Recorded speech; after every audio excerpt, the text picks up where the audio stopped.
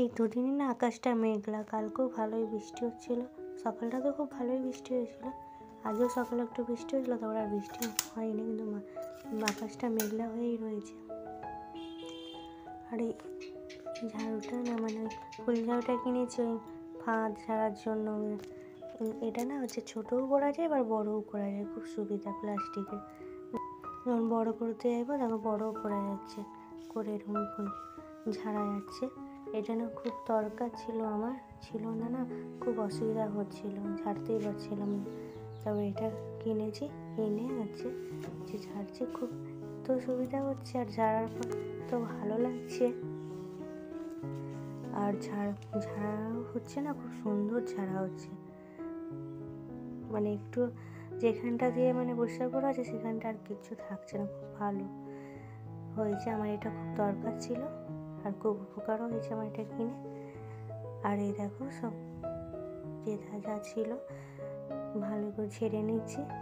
আর আজকে আমার টিউশনটা পড়ানো ছিল না, তাই আমি একটু সময়টা ভালোই পেয়েছিলাম ঝাড়ার জন্য, তাই পুরো ঘরটাই ঝেড়ে নিয়েছিলাম। কিন্তু আমি একটা হাতে ফোন ধরে আর ঝাড়ছিলাম যখন খুব অসুবিধা হচ্ছিলো, তবুও আমি কিছুক্ষণ ভিডিওটা করেছি, করে তারপর ফোনটা রেখে দিয়ে আমি ঝেড়ে নিয়েছি। তাই পুরোটা দেখাতে পারিনি, কিছুটা দেখিয়েছি।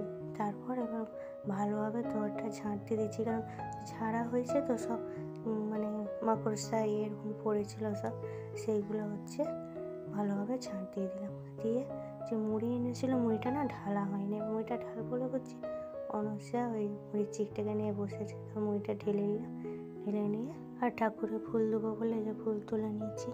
ফুলগুলো এখন হচ্ছে না খুব সুন্দর লাগছিল দেখতে ফুলটা গাছে।